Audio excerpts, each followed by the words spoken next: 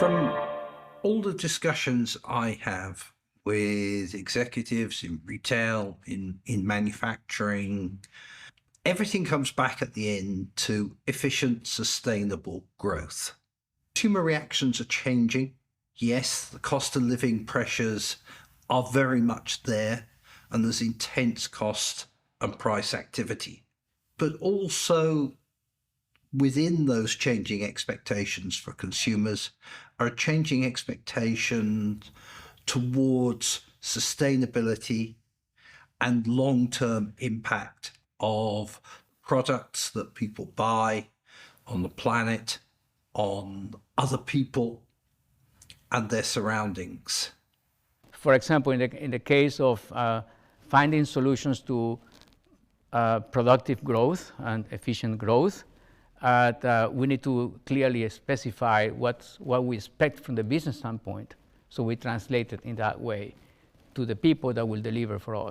The area that always comes to mind for me is promotional or advertising mechanics, and the approach maybe of the last decade of spray and pray, as I sometimes call it, without understanding what the results or the costs, a cost-benefit analysis of promotions or advertising is well gone. When we think about efficiency, we normally think about faster use of machinery. We think about people like, supply chain people. And efficiency is not necessarily in this context of a new way to do business. It's not necessarily speedier machines. So efficiency and growth should not be in conflict, quite frankly. It should be in synchrony. But to me, efficient growth is one that leverages the ability to realize potential revenue coming from our products, understanding assortments, understanding profitability, et cetera, et cetera. It's a world where data help us to identify the opportunities to grow, and we enable that growth by understanding those and enabling the activity system that is required for it. It's really about meeting consumer needs more efficiently. And I think we've got some great examples over the last few years, particularly in terms of omnichannel, how consumer needs, how consumer expectations have changed, how we get products to market, how we get products into consumers' homes more efficiently, and how we communicate with them. You look in the apparel industry, for example, and all the initiatives towards buying less, but buying better and buying more efficiently. But organizations need data in order to do that. They not just need data, we all have too much data, but most of us have too little analysis. Lacking or not lacking data, we do have examples in the industry where we have leveraged opportunities to really drive growth in an efficient way. I hate to talk about this in the context of a crisis, but when COVID hit us, we were basically with the pants down to COVID in general as a businesses approaches, sales approach, distribution approach, manufacturing approach. And I saw some companies growing in that period, in spite of the lack of supply of materials or all the interruptions we had, people not going to plants in general. Why those companies were able to grow? And I think it's because they took an approach of efficient growth mentality, where they analyzed their assortment based on the data they had, the demands, needs, and they reassorted the business to those SKUs that were really the ones that could leverage throughput, higher throughput, and meet the needs of the consumer at that very moment.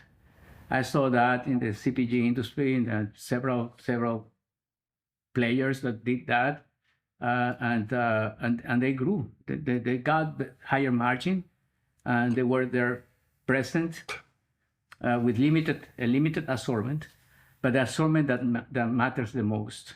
But imagine if we can do that ongoing, not necessarily on a crisis moment, but ongoing. We will be making better decisions at the board level.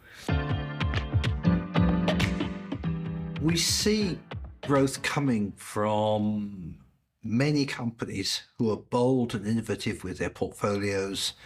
Their portfolios of product, but also of routes to market. Now, the most immediate one that sees is you need flexible manufacturing, you need responsive manufacturing. But for me, the more important thing is you actually need a responsive and flexible supply base. And that comes from not just the first tier supplier, but about the second tier supplier, the third tier supplier, and the fourth tier supplier. And it's about having the systems and processes for all of those tiers in the supply chain, the total supply base, to see the demand and be able to respond to meeting it. And it's a proper collaborative supply chain. And it's about having systems and transparency across that supply chain, not just across one or two tiers, if you're going to be able to meet it, and importantly, with less waste. I have seen amazing supply chain management capabilities that then cannot be leveraged because manufacturing is not flexible enough. This is a very important thing because historically manufacturing was like everything for us in this area of operation. And we elevated the game of warehousing, logistics, planning. And now, today, we need to understand that planning is the heart of how these things happen, or the brain of orchestrating these operations. And if we don't have manufacturing at parity on capabilities and able to manage the changes on the environment, we losing the game already because we only have the around manufacturing, but we don't have the core of how to transform materials into products that will be delivered by that very capable logistics and distribution system. The way to generate the most important aspect of this thing, which is the trust. If we trust the changes are valid, if we trust the data is correct. One of the other important themes for me of that collaboration that I talked about earlier, up and down the supply base, but also sharing data and information, for me, it actually starts in the innovation process. Because if you don't involve the suppliers in that innovation process, then you're not going to be able to do it efficiently. We see lots of developments today, platforming as an example of where you're able to be efficient with the introduction of new products, or even with omnichannel, of recognizing that you're going to have several different formats from the beginning of a product. But the great key to me is seeing that end-to-end supply chain, collaborating with suppliers, being transparent with suppliers up and down, and sharing data and having the processes and systems to do it. It doesn't start from the moment you launch the product. It starts from the moment you have the idea. It could be that you reserve capacity for development of new ideas to go to market. Yeah, you touched on that.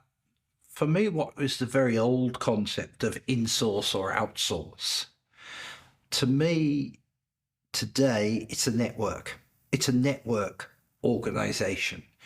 You'll have some parts in-house, some parts out of house for a period of time, and you'll change. Yeah. You'll have maybe some formats in-house, but you have to have a network. It's not a simple supply and demand equation to meet a consumer demand. But again, to manage a network is very different requirements in terms of systems and data to managing an old adversarial buy-sell relationship.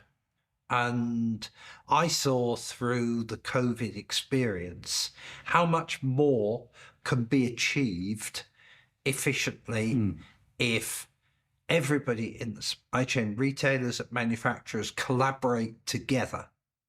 We saw typically that some SKUs were very, very inefficient. You share that data, you talk about it, you don't just exchange data. And that collaboration is really the key to meeting efficient consumer needs in that modern world of omnichannel and very, very fast moving consumer trends. The financial aspect of right costing our products is always been a challenge. And I think this challenge started even when we started with mass production. Whatever variable we put in the mass production system, we don't know how to separate the cost for each one of the items we produce there. And that's been a challenge all along. And it becomes even more of a challenge today because of the proliferation of offerings that we are asked to do because consumer changes and trends in the marketplace and competitive moves or the size of the pack that is required for a given market. So we continue having the same challenge. And I think the solution is that we need a financial system that costs a load the activities based on effortization or based on different alternative models. It cannot be just a straight division of the total cost into number of items. That doesn't work anymore. We are normally good at estimating those when it comes to justifying the new product because we understand our operations good enough to have good sound assumptions. The problem is the costing allocation on an ongoing basis because the financial system is not necessarily fit for use on that type of situation. And there is a lot of work going on changing those and bringing more and more of those capabilities to play. I'm not sure they are at the right place. So we might be losing opportunities today for the right revenue growth activities, the right profitability, and this is simply very much required for efficient growth. As you say, those old issues of cost allocation have been around since mass production began. But for me, the advent of omnichannel and the complex supply chains of route to markets has changed it from being about manufacturing cost to being about total delivered cost. And when you start looking at total delivered cost, then you do need more data, more systems to be able to balance higher cost in one part of the value chain to lower cost in another, or indeed higher profitability in one particular distribution channel to another. And that's what's really changed. The other thing that also is that I don't think it can any longer be the preserve of just the accountants and the financial people. It's also about the visualization of data. That dashboard that we talked about of all important decision makers sharing the same data, sharing the same view of data and being able to make decisions based upon it. The other point to also take a forward-looking view, and many organizations are now getting into it, is that we have to be able to measure not just the financial cost of different supply or different delivery options, but we need to be able to measure the environmental cost, the carbon cost.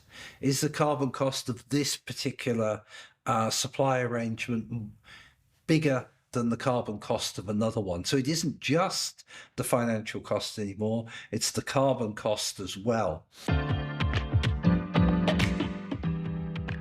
The planning office has evolved to be the center of the heart of the operation.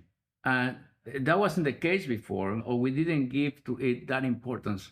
It's so critical. I have a saying which I think sometimes brings it home to people, that COVID and the supply chain disruption of the first years of this decade has moved supply chain from the engine room to the bridge.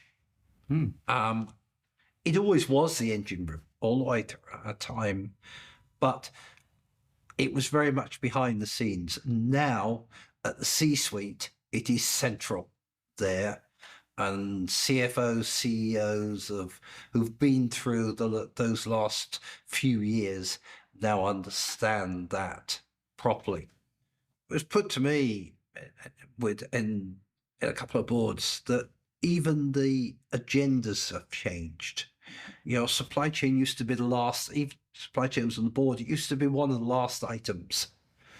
And the first years of this decade put the supply chain items, the ability to supply, where are our supply issues, where are our potential supply issues, it put it to the front of the board agenda. Yeah. And that's how much things have changed, but that's how much we also have to change mindsets, mentalities, language, and indeed the systems and data that provide it behind it as well.